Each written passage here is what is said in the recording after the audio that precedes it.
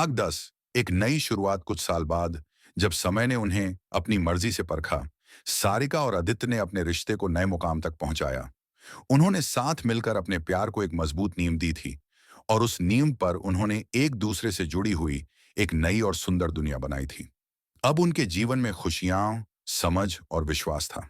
शादी के बाद दोनों ने मिलकर अपने सपनों को पूरा करने की शुरुआत की।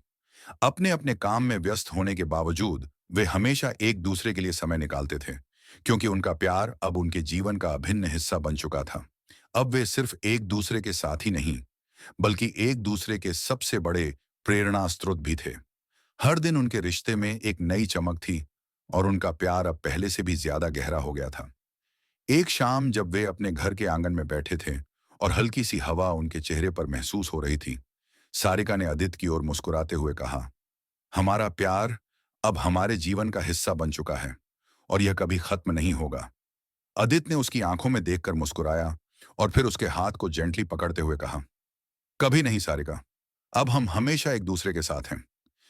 सारिका और आदित्य के बीच एक सुकून भरी खामोशी थी, क्योंकि दोनों जानते थे कि वे एक दूसरे के साथ हमेशा के लिए हैं।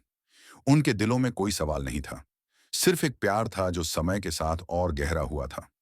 उनकी शादी के बंधन ने उनके रिश्ते को और मजबूत किया था और अब उनका प्यार न केवल एक एहसास था, बल्कि एक जिंदगी बन चुका था।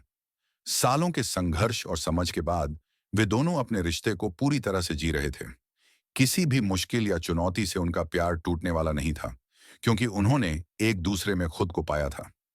वे जानते थे कि एक साथ हर परेशानी का हल निकल सकता है और यही विश्वास उन्हें और भी मजबूती देता था। सारिका और आदित्य ने यह समझ लिया था कि प्यार सिर्फ एक एहसास नहीं, बल्कि एक जिम्मेदारी भी है। एक दूसरे को समझना, संभालना और हर दिन इस रिश्ते में और भी मजबूती लाना। अब उनका प्यार केवल शब्दों में नहीं था, बल्कि उनके कृत्यों में भी था। और इस तरह उनकी कहानी एक नई शुरुआत से जुड़ी हुई थी, जहां वे दोनों अपने सपनों और अपने प्यार को एक साथ जी रहे थे, हाथ में हाथ डालकर, हमेशा के लिए।